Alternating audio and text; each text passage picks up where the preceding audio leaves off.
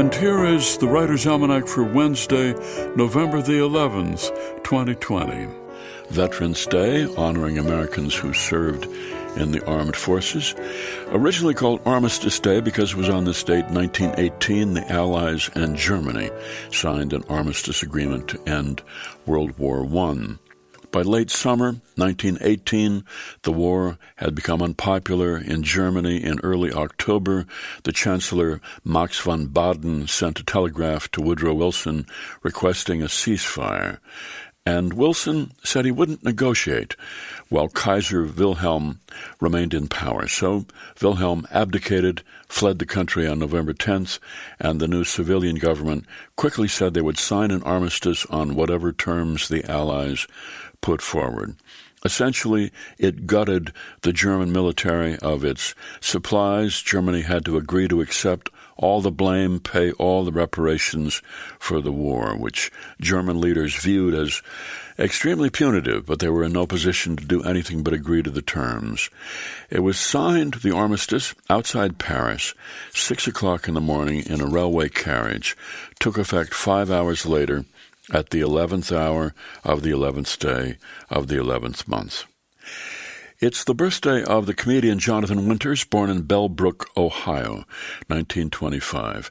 Dropped out of high school, joined the Marines, came home, studied cartooning, won a talent contest doing impressions of movie stars, got a job as a morning DJ, making up fake personalities and interviewing himself on the radio.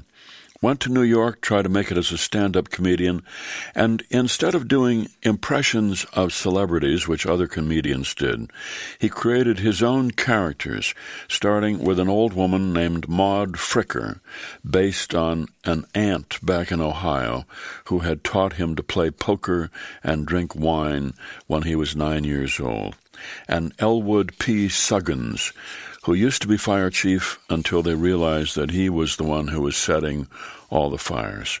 Jonathan Winters, who said, "I couldn't wait for success, so I went ahead without it." It's the birthday of Kurt Vonnegut, born in Indianapolis, 1922, author of Slaughterhouse-Five, Cat's Cradle, Breakfast of Champions, Time Quake, and many other books.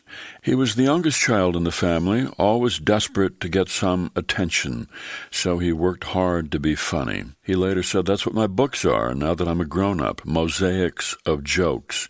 He said, "All the great storylines are great practical jokes that people fall for over and over again." And it's the birthday of Fyodor Dostoevsky, born in Moscow, 1821, whose career as a writer was launched when he was arrested, blindfolded, brought before a firing squad, and then was pardoned at the last minute and not shot. Here's a poem for today by Christina Rossetti, A Green Cornfield. The earth was green, the sky was blue. I saw and heard one sunny morn a skylark hang between the two, a singing speck above the corn.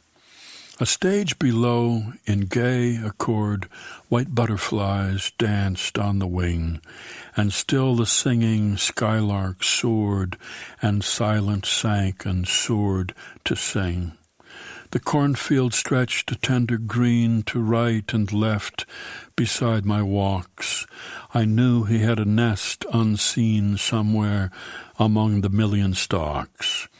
And as I paused to hear his song, while swift the sunny moments slid, perhaps his mate sat listening long and listened longer than I did. A Green Cornfield by Christina Rossetti. That's the Writer's Almanac for Wednesday, November the 11th. Be well, do good work, and keep in touch.